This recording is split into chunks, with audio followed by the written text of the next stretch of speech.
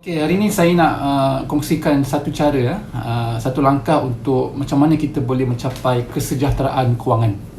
Kesejahteraan kewangan ni bermaksud satu situasi apabila setiap kali kita bercakap tentang duit ataupun berfikir tentang duit, kita rasa tenang je, kan, tak pening-pening kepala.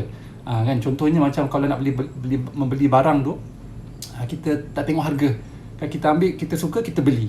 Itu contoh satu kesejahteraan kewangan. Yang mana saya pasti semua orang pun nak ada situasi macam tu, kan. Jadi satu cara untuk kita mencapai kesejahteraan kewangan ialah dengan membayar hutang. Bila bercakap tentang hutang ni, semua orang pun ada hutang. Okey, tak kisahlah dia bekerja biasa ke, dia bekerja profesional ke, okey, ada gelaran ke dan sebagainya, semua orang pun ada hutang.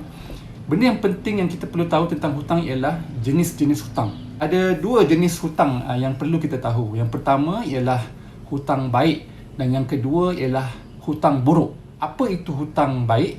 Hutang baik itu adalah jenis hutang yang dapat memberi manfaat kepada kita di masa hadapan dan juga dapat meningkatkan status kewangan kita.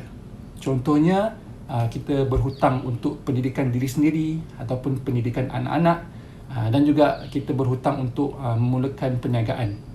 Manakala hutang buruk pula ialah hutang yang tidak memberikan apa-apa manfaat kepada kita, baik masa sekarang ataupun di masa hadapan.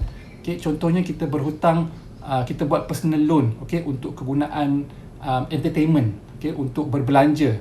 Kita berhutang untuk pergi melancong dan sebagainya.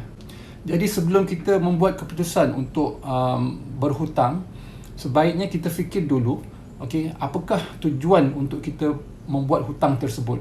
Adakah hutang tersebut, okay, jenis hutang yang baik ataupun hutang yang buruk.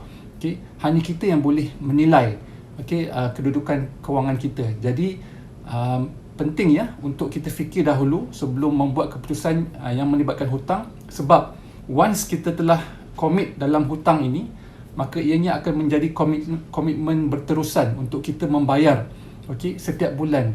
Especially apabila melibatkan komitmen dengan bank. Kita kena tahu ya, once kita dah commit diri kita dengan bank, bermaksud sudah ada legal agreement.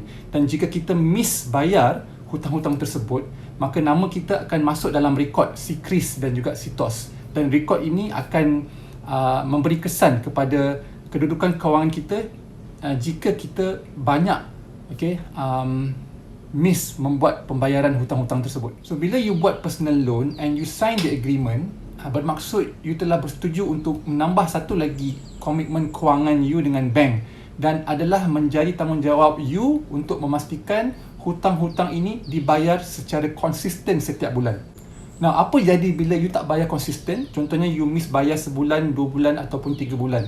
Bank dia tidak akan berdiam diri ya. Dia akan cari you sehingga ke lubang cacing. Dia akan keep calling you untuk make sure you bayar hutang-hutang tersebut. Masalah kita ialah setiap kali kita miss bayar, and then bila bank call, kita akan buat apa? Kita akan cancel the call ataupun kita akan ignore, okay, panggilan-panggilan tersebut. Ini tidak betul ya. When you keep hiding yourself from the bank, okay, setiap kali bank call kita mengelakkan diri, ini hanya akan menambahkan stres dan juga masalah dalam menguruskan kewangan kita. Jadi kalau you nak rasa tenang setiap kali fikir pasal duit atau menguruskan duit, okay, janganlah ambil mudah ataupun ambil leka tentang aspek pengurusan hutang ini. Letakkan pembayaran hutang ini dalam antara perkara-perkara yang priority dalam kita menguruskan duit kita setiap bulan. Kalau you ada masalah untuk bayar hutang, okay, bukan caranya mengelak daripada dihubungi oleh pihak bank, tetapi you perlu bagi tahu and let them know that you are having difficulties to pay back the loan. Bank ni dia takkan marah you kalau you tak mampu nak bayar balik hutang-hutang ni. Dia faham, especially waktu-waktu pandemik ini, semua orang pun terkesan dari segi kewangan, pendapatan dan sebagainya. Yang buatkan bank marah ialah setiap kali mereka call, you mengelak dan cuba menghilangkan diri. So if you have problems to pay back your loan, you should contact the bank and tell them your situation. Okay, dan juga masalah yang kamu hadapi dalam membayar balik hutang-hutang tersebut.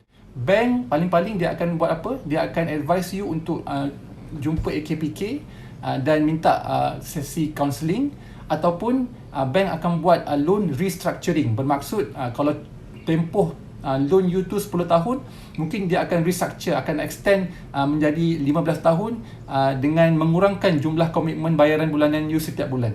So untuk mencapai kesejahteraan kewangan ni, yang pertama apa yang kita boleh buat ialah pastikan kita membayar hutang-hutang kita secara konsisten setiap bulan.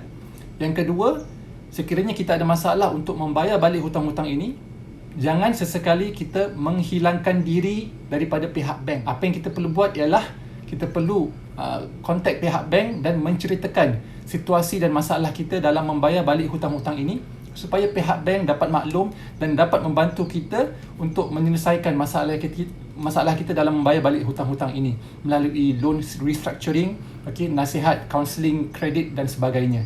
Okay?